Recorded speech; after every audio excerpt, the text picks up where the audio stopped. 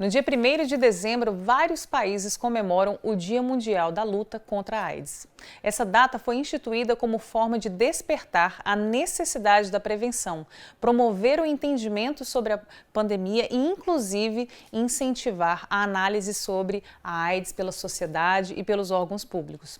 Comigo no estúdio para falar sobre a tamanha importância dessa conscientização e da necessidade da prevenção, o coordenador da área de IST e AIDS e hepatites virais, Marcos Paiva. Seja bem-vindo. Obrigado. Bom, a gente está falando de um tema que, apesar de já ser mais falado, né, de ter mais conhecimento, ainda é um tema que se tem muito tabus, muitos mitos, né, a respeito disso. E eu queria que você falasse um pouquinho, né, dessa importância dessa data para que a gente possa ressaltar, né, não só com jovens, mas como a sociedade de modo geral. Isso. O dia 1º de dezembro é o Dia Mundial de Luta contra a AIDS, que dá sequência ao mês de dezembro, que é o dezembro vermelho. Nós vimos outubro rosa, novembro azul e agora entramos no dezembro vermelho, que reforça justamente a quebra desses preconceitos, do estigma em relação às pessoas que vivem com HIV/AIDS. Então, momentos como esse, em que a gente tem a oportunidade de discutir, de falar, de trazer à tona as discussões acerca da prevenção, acerca de como é viver com HIV/AIDS hoje em dia, reforçam a conduta das pessoas em relação ao cuidado pessoal, em relação ao cuidado com o próximo. Trabalhar essa questão do dezembro vermelho, de falar especificamente sobre a questão da AIDS hoje em dia, porque muita gente pode pensar, falar sobre AIDS, todo mundo já sabe tudo sobre AIDS.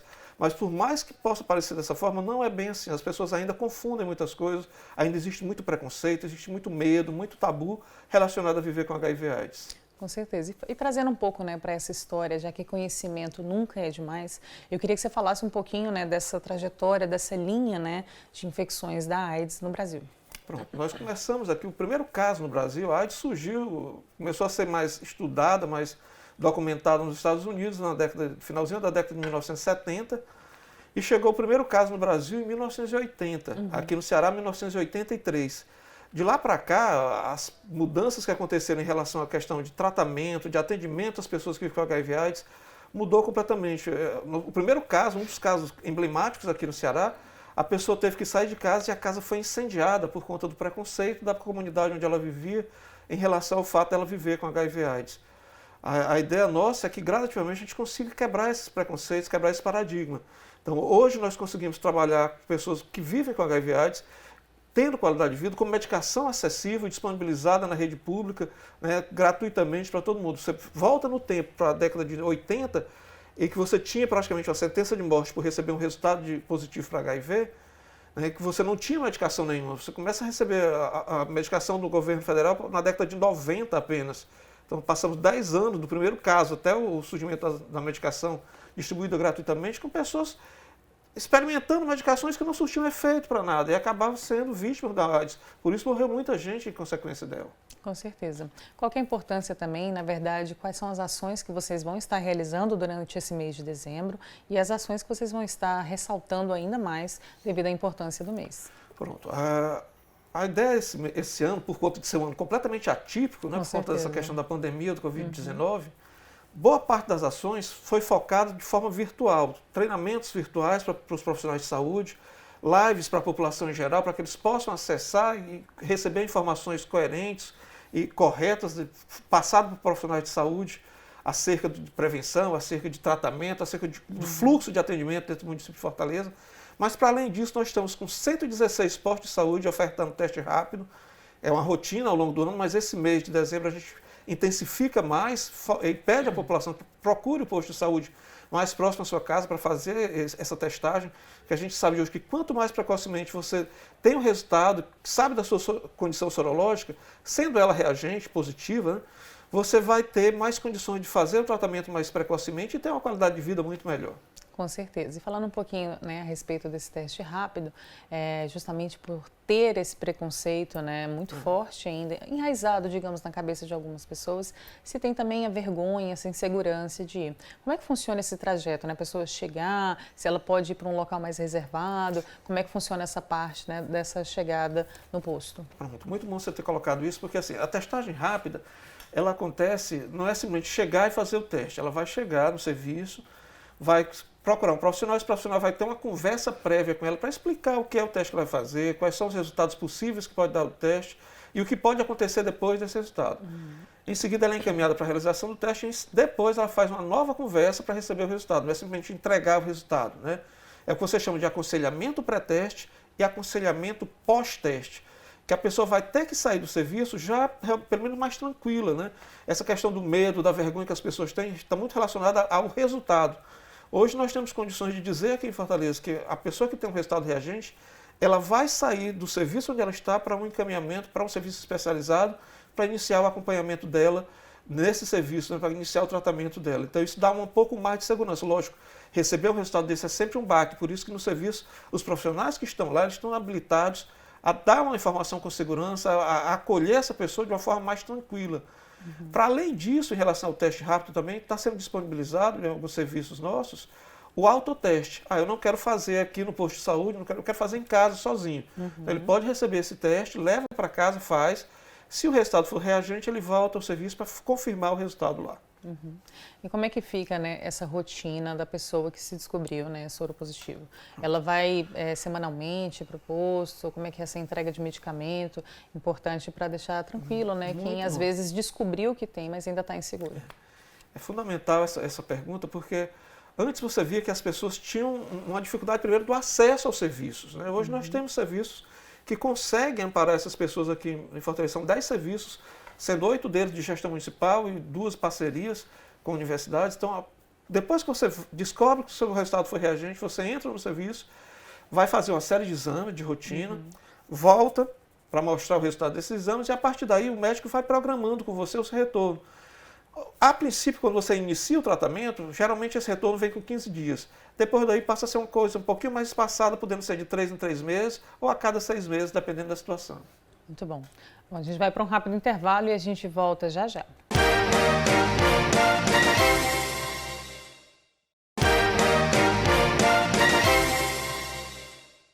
Olá, estamos de volta. Hoje nós estamos falando a respeito do Dia Mundial de Luta contra a AIDS, que é celebrada mundialmente no dia 1º de dezembro. O objetivo deste mês é especialmente a desconstrução do preconceito sobre as pessoas vivendo com HIV e AIDS e a conscientização dos jovens sobre comportamentos seguros de prevenção. Bom, a gente foi até o centro, né, de testagem para a gente poder conversar um pouquinho com o coordenador. Vou convidar vocês agora para acompanhar. Hoje, 1º de dezembro, é comemorado o Dia Mundial da Luta contra a AIDS. A data tem como objetivo despertar para a necessidade da prevenção e um melhor entendimento sobre a doença, além de desconstruir o preconceito sobre as pessoas que vivem com HIV. Infelizmente, hoje em dia, o vírus HIV, existe mais preconceito em relação ao vírus do que propriamente a questão de comorbidades relacionadas ao vírus. Infelizmente, a população ainda vê o vírus HIV como algo que só populações, no caso, profissionais do sexo que têm, pessoas que têm relações sexuais de forma desprotegidas. Na verdade, qualquer pessoa que já tem sua vida sexual, ela tem um risco. A gente fala que é uma das doenças mais democráticas. Pode ser homem, mulher, solteiro, casado, heterossexual, homossexual, independente da religião.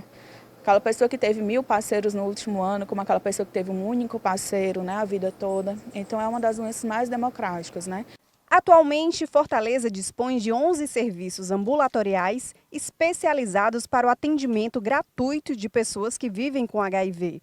Nesses locais, os pacientes recebem atendimento médico com uma equipe multidisciplinar. Ao todo, o serviço atende a mais de 7.000 pessoas no município. Uma das estratégias para a detecção precoce do HIV são os testes rápidos gratuitos oferecidos pelo SUS. Eles estão disponíveis nos postos de saúde, no CTA Carlos Ribeiro e nas maternidades municipais conveniadas ao SUS. Geralmente o resultado do exame ele fica pronto de 15 a 30 minutos. Aqui no serviço nós realizamos através de demanda espontânea, então qualquer pessoa acima de 12 anos de idade pode vir ao serviço, realizar seu teste, não precisa ser encaminhado de nenhum serviço, não precisa ser do município de Fortaleza, pode ser um turista, está passando em Fortaleza, pode realizar a testagem. Apresenta-se uma documentação e recebe um laudo informando quais são os testes que foram realizados. Mas, para poder receber esse laudo, esse usuário precisa apresentar um documento. Mas, se caso ele não tenha esse documento, mesmo assim ele pode vir fazer o exame, vai receber todo o resultado dessa sua sorologia, né, com profissionais. Nós temos uma equipe multiprofissional no serviço, enfermeiro, assistente social, psicólogo, para fazer justamente a entrega desse resultado de um acompanhamento e um aconselhamento de forma adequada. Nas unidades de saúde do município, de agosto de 2019 a junho de 2020, já foram realizados mais de 181 mil testes rápidos. Após o diagnóstico, os pacientes são encaminhados para realizar o tratamento contínuo da doença. No caso, essa equipe ela é formada por enfermeiro, assistente social, psicólogo e infectologista, onde ele vai receber também os medicamentos de forma gratuita pelo SUS, ele é disponibilizado, ele não é vendido, então por mais que o usuário ele procure no comércio, ele não vai encontrar os medicamentos. Vai ser também a questão dos exames e todo o acompanhamento, todo com suporte voltado para o HIV. Então, a equipe ela é toda preparada para todo esse acompanhamento em relação ao HIV e suas vulnerabilidades. Infelizmente, ainda o preconceito que existe, né, atualmente, né, porque assim, não é só o resultado de um exame de sorologia, né, apenas um resultado. Mas tudo isso que vem ao redor. A questão familiar, vem a questão do trabalho, questão financeira. É importante, sim, que a gente tenha esse olhar mais amplo em relação, né, ao HIV e, principalmente, desconstruir um pouco esse preconceito que ainda existe na sociedade. Né? Hoje tem tratamento, tem acompanhamento, a qualidade e expectativa de vida se equipara com a pessoa que não tem o vírus. Lógico que é uma pessoa que precisa fazer acompanhamento, né? Hoje a gente trata como se fosse uma doença crônica. Então, assim, precisa ter todo um acompanhamento, né? Por isso que tem a equipe multiprofissional juntamente para dar esse suporte a esses usuários. Bom, a gente viu aí toda essa questão que, apesar da gente estar numa era, né, digital, digamos assim, massa de comunicação, ainda é muito forte essa questão do preconceito e atrás dele um medo, né, que é ainda muito forte nas pessoas. Como é que funciona hoje o SAIS em Fortaleza, né, que era o que a gente estava conversando um pouquinho no primeiro bloco, mas trazendo assim para essa realidade de quem se descobriu soro positivo? Ótimo. O SAI está estruturado de forma a atender aquele indivíduo que chega ao serviço de forma multiprofissional, porque você foca muito na questão do tratamento especificamente, então pensa muito, vai ter um médico lá, um infectologista, que vai prescrever um remédio, ele vai ficar melhor, tal, tal. Só que essa pessoa ela não precisa só da medicação, ela precisa ser ouvida muitas vezes, então tem um psicólogo que vai estar lá que vai poder atender. Ela precisa de uma demanda social, então tem um assistente social que vai poder atender essa demanda social. E que hoje é uma das coisas que pesa muito na nossa população, que se percebeu que a pessoa que vive com HIV ou AIDS hoje é uma pessoa que passou por um processo de pauperização grande, então mudou o perfil dessa epidemia. A ideia é que gradativamente você consiga oferecer no SAI, agregar serviços, né, que possam melhorar a qualidade de vida da pessoa. Como foi falado na entrevista, né, pela coordenadora lá do SAI Carlos Ribeiro, você tem a SAI Emanuel Gomes Pinto, até porque mudou de nome, as pessoas precisam de algo mais, né? E aquele serviço está ali justamente para proporcionar essa acolhida melhor, essa escuta qualificada, garantir que a pessoa possa receber a atenção que necessita naquele momento. Igual a gente estava falando, né, assim, na década de 80, quando tudo isso ficou, né, que teve esse boom, mesmo com dinheiro as pessoas não conseguiam, né, ter vida. Então a gente pode dizer que hoje, além de ter essa medicação de maneira gratuita ofertada, né, em todos os postos, né, para fazer e acompanhar, ainda a gente pode dizer que a pessoa pode viver, né, assim, que não é uma sentença de morte, igual se era pensado antigamente. Exatamente. Hoje, o que se fala é que assim, a qualidade de vida, a expectativa de vida, que antes você dizia, está recebendo uma sentença de morte, realmente, você tem pouco tempo de vida, vá para casa, aproveite o tempo que lhe resta, né? Hoje não, a expectativa de vida de uma pessoa que tem HIV, que vive com HIV, e uma pessoa que não vive é semelhante. Então a ideia é que você consiga cada vez mais garantir qualidade de vida, não só medicalização, né? Partir para um processo bem maior do que a medicalização. Aqui em Fortaleza a gente tem outras ações que são desenvolvidas, por exemplo, a entrega de cestas básicas às pessoas vivendo com HIV/AIDS, a distribuição de passagens, né, de ônibus para que ela possa circular, para ir para suas consultas, para ir para fazer exame, para ir a uma praia, para ir a um cinema, para ir a um shopping, ela tem essa possibilidade de ter algo a mais do que só focar na questão assistencialista medicamentosa. Né? Com certeza. Uma outra questão também é a respeito desse... entrando no âmbito familiar, né, como a outra coordenadora deixou, a pessoa se descobre, né, ali sendo soropositivo, como é que funciona esse processo? Automaticamente, por exemplo, o parceiro ou a parceira dessa pessoa vai ser soropositivo? Então, aquele medo de contar, aquela insegurança, como é que funciona, né, quando descobre, e esse auxílio de vocês, tanto no lado psicológico também? Um dos pontos principais relacionados à questão do HIV é a garantia do sigilo dessa informação. Ninguém que faça um teste rápido vai ter aquele resultado divulgado para outras pessoas.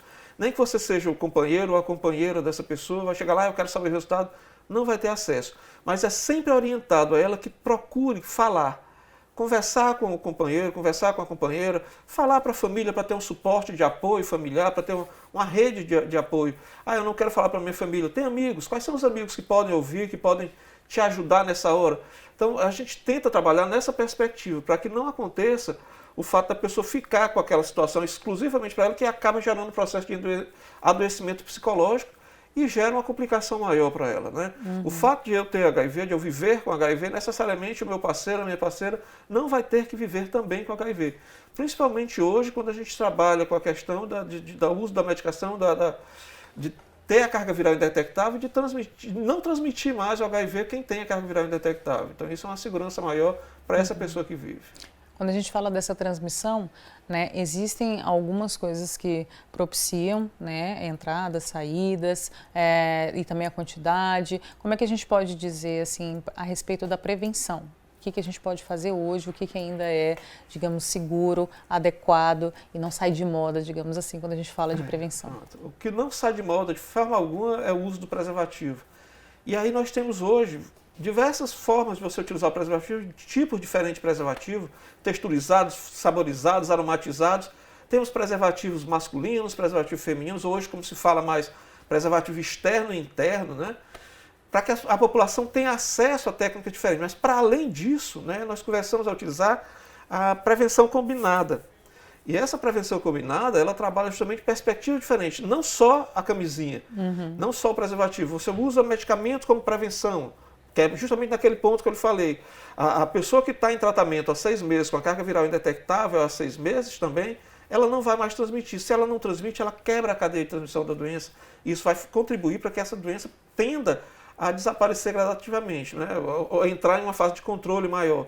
Você tem ações estruturais que são voltadas para essa população, como essa que eu falei das cestas básicas, do bilhete único, de leis que amparam essa população. Então, tudo isso deve ser entendido como um conjunto de ações que vem ao encontro dessa pessoa, trazendo para ela benefícios que podem garantir uma saúde melhor. Com certeza. Uma outra questão de mudança, né, que tivemos com todo esse acesso à tecnologia e acesso a essa tecnologia à população mais carente, né? A mudança do remédio, questão desse apoio psicológico, tanto financeiro, enfim, amparando de todas as formas, que a gente sabe que ainda precisa melhorar em muitas coisas, mas estamos no caminho. Uma outra questão também era a insegurança das mulheres em relação à gestação, né? Como é que funciona? Perfeito isso aí. Você vê, no começo da epidemia, as pessoas falavam, a epidemia de AIDS, diziam assim, mulher que está com HIV, mulher que tem AIDS, não pode engravidar de forma alguma. Tirava dessa gestante, dessa mulher, o direito à maternidade. Né? Com o passar do tempo, se foi trabalhando muito a questão de pesquisa nessa área, descobriu-se que há medicamentos que podem controlar essa situação e garantir a ela o livre acesso à maternidade, o livre direito à maternidade. E hoje é extremamente natural que as pessoas que vivam com HIV/AIDS, a mulher que vive com HIV/AIDS, ela pode sim ter os seus filhos, vai ser acompanhada, desde que ela esteja em acompanhamento no serviço especializado. A criança vai receber o acompanhamento ao nascer também, vai continuar em acompanhamento por um período, para que ela tenha a segurança de que ela não vai transmitir esse vírus a essa criança também. Mas isso hoje é 99,9% dos casos das mulheres que fazem acompanhamento e que têm o parto durante o tratamento, o período de acompanhamento, elas estão seguras em relação a não transmitir o vírus.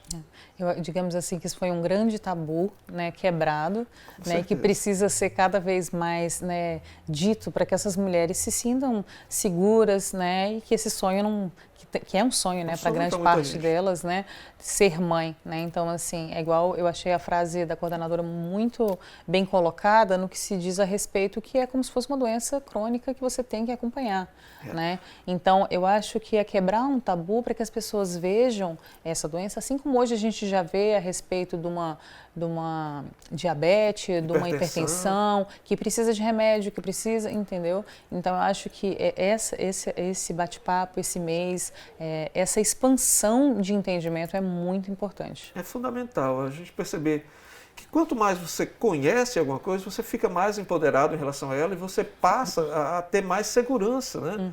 E a não transmitir informações erradas, que é o pior. Né? Quando você começa a replicar informações que estão erradas, por exemplo, há algum tempo a pessoa ligou dizendo assim, olha, será que beijar uma pessoa com HIV transmite o HIV? Não transmite. Apertar a mão também não transmite. A gente vai falar sobre isso já também. A respeito, porque se tem uma coisa que existe a respeito, é os mitos e verdades, né, sobre o tema. Bom, a gente vai para um rápido intervalo e a gente volta já já.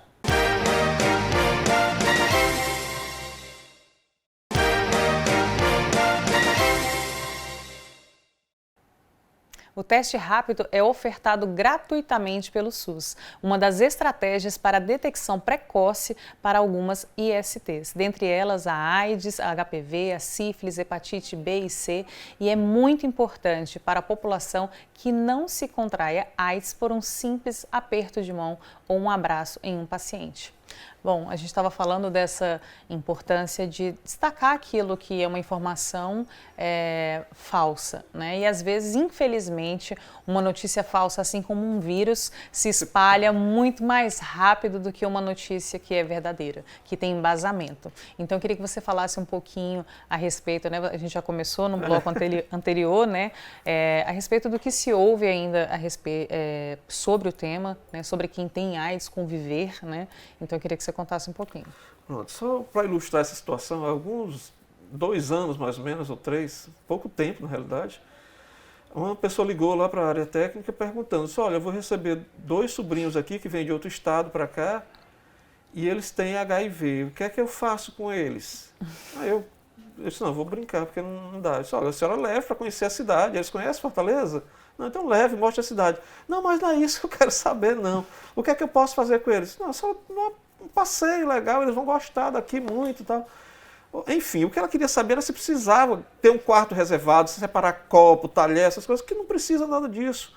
Não há transmissão por beber no mesmo copo, por beijar na boca, por apertar a mão, por abraçar, por tocar no suor. Isso não existe. A transmissão principal do HIV hoje ainda é a transmissão sexual. Nós temos a via de transmissão através da amamentação também, mas outras formas de transmissão são desconhecidas pela ciência. A gente não tem essas notificações ou informações. Então, aí é um ponto para a gente quebrar realmente o preconceito, eliminar o tabu. Abraçar, beijar, namorar, faz parte da vida da pessoa, então isso não precisa ter medo, não precisa ter receio. Separar copo, talher, não é transmitido dessa forma, não tem necessidade. Diferente do Covid aí, que a gente tem que separar, né? Separar o talher, tudo. A toalha, o Com copo. certeza. Quem tem, né, a AIDS ou HPV não precisa de uma separar nada. Separação dessa, né? Muito preconceituosa. Extremamente. Né? E falando a respeito, né, também dessa forma de contaminação, a gente falou a respeito que não tem, né, questão de tocar, de sentar. Eu lembro de uma campanha que foi feita pelo Ministério da Saúde há uns anos atrás, do banco, e é o que a gente estava falando. Tantas coisas já foram faladas, né? A gente tanta tecnologia e ainda se tem um preconceito muito grande.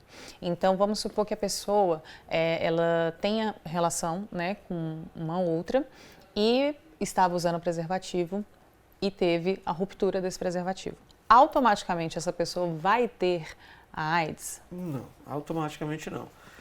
Existe uma possibilidade grande, se a outra pessoa for uma pessoa vivendo com HIV, existe uma possibilidade de transmissão. Mas para isso aí a gente volta um pouquinho a falar sobre a questão da prevenção combinada. Né? Que uma das alternativas hoje se chama profilaxia pós-exposição. Você teve uma relação sexual desprotegida ou uma ruptura do preservativo, por exemplo, procura um serviço, no caso aqui em Fortaleza, o Hospital São José, funciona 24 horas, você vai lá, vai receber uma medicação, vai tomar essa medicação durante 28 dias e vai sendo acompanhado. essa medicação vai funcionar como mais ou menos como uma pílula do dia seguinte, né? Que vai garantir que você não vai ter a infecção pelo HIV com índice de confiabilidade extremamente alto. Para além disso, existe uma outra alternativa também, que é a PrEP, a profilaxia pré-exposição. Antes de ter a relação sexual, eu vivo com uma relação soro diferente, ou seja, eu tenho HIV, meu parceiro ou minha parceira não tem. Então, essa pessoa que não tem vai usar uma medicação, a mesma que eu uso, né, semelhante a uma terapia antirretroviral. Isso diariamente. Continuamente, enquanto essa relação perdurar. Então, a gente vê aí que até para uma relação, a pessoa pode ter um relacionamento normalmente. Normalmente. É fundamental essa percepção de que existem hoje vários casais soro diferentes, em que uma pessoa vive com HIV, a outra não vive com HIV, e que não há risco de infecção desde que sejam tomadas as medidas adequadas. A gente falou agora há pouco da questão do pessoa que está com a carga viral indetectável, ela não transmite o HIV. Então, se ela entra no uso da profilaxia pré-exposição também, ela vai potencializar essa possibilidade de não ter a via contrair o HIV. Bom, então quero agradecer a sua presença aqui e a gente vai ressaltar 3 coisas, né?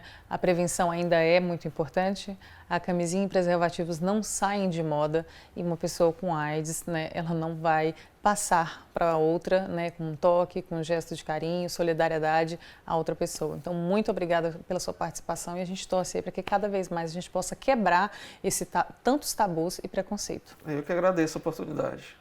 Bom, e você aí continue com a nossa programação e eu volto já já. Amanhã, na verdade.